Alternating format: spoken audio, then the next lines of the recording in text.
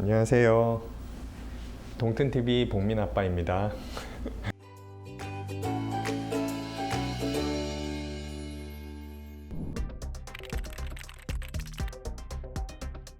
그거는 아니죠. 기생충이 생기려면 기생충 충란이라는 게 몸속에 들어와야 되는데 우유에 그게 들어있지 않는 한 기생충이 걸릴 리는 없죠. 요즘같이 위생이 잘 돼 있는 상황에서 기생충 알이 우유에 포함되어 있을 확률은 없다고 보는 게 맞죠. 네.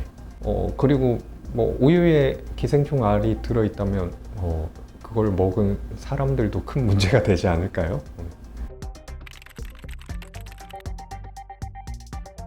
굳이 그러실 필요는 없어요.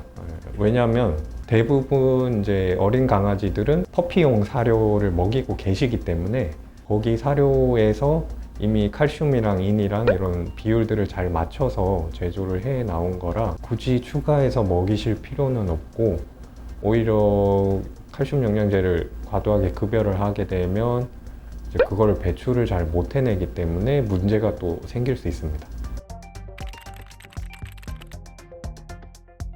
아니죠. 이거는 특히나 품종과 환경에 따라서 좀 다르게 접근을 하셔야 되는데, 아까 앞에서 말씀드린 시베리안 허스키나 말라무트나 이런 아이들은 더위에 굉장히 취약하죠. 그런 아이들은 여름에 털을 좀 밀어주는 게 오히려 체온 조절에 좀 도움이 될 수 있습니다. 근데 말티즈나 이런 아이들까지 굳이 밀 필요는 없고, 그리고 밀면 피부가 그대로 자외선에 노출이 되기 때문에 피부가 스스로를 보호하려고 색소가 침착이 되는데, 가끔 보시면 강아지들 중에 등이나 배 이런 쪽에 커먹 좀 넓게 이상한 게 분포가 돼 있는 게 보셨을 텐데, 피부가 스스로 보호하려고 사람으로 치자면 태닝이죠. 일종의 그런 작용을 나타낸 거예요. 그래서 털을 밀게 되면 이제 피부에 이제 그런 양상이 생길 수 있다는 점 생각을 하셔야 돼요. 이건 대부분 아니에요. 문제가 있다기보다는 우리가 원치 않는 행동이죠. 병적으로 접근하기보다는 이제 우리가 원치 않는 행동을 어떻게 교정을 할 수 있을까, 이런 시각으로 접근하는 게 좋다고 생각합니다. 그리고 일부라고 말씀드린 거는 기생충 질환이나 뭐 이런 질환이 있을 때 일반적인 이제 사료나 이런 걸 섭취를 하고 식사량이 이제 충분함에도 불구하고 영양소를 좀 많이 뺏기다 보니까 거기서 부족한 거를 계속 먹으려고 하기 때문에 후군증이 생길 수도 있거든요. 그래서 일부는 맞는 말일 수 있어요. 근데 대다수는 아닙니다. 아니요.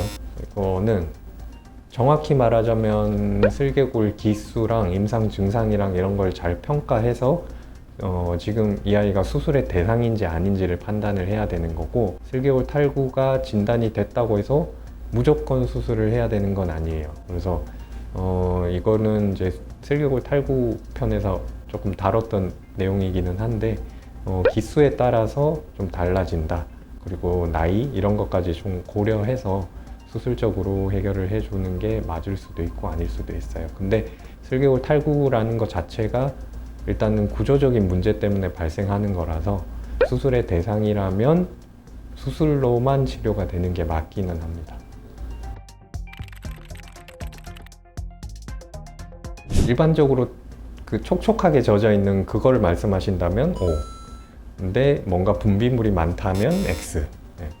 강아지 코가 촉촉하게 젖어 있는 거는 정상적인 반응이죠. 나이가 들수록 좀 건조해지기도 하고, 그러니까 건강의 지표로도 생각을 할 수 있는데, 코 쪽에서 이제 콧물 같은 게 많이 나고 그런 거라면 이제 호흡기 질환과 연관이 있을 가능성이 있기 때문에 그럴 때는 X.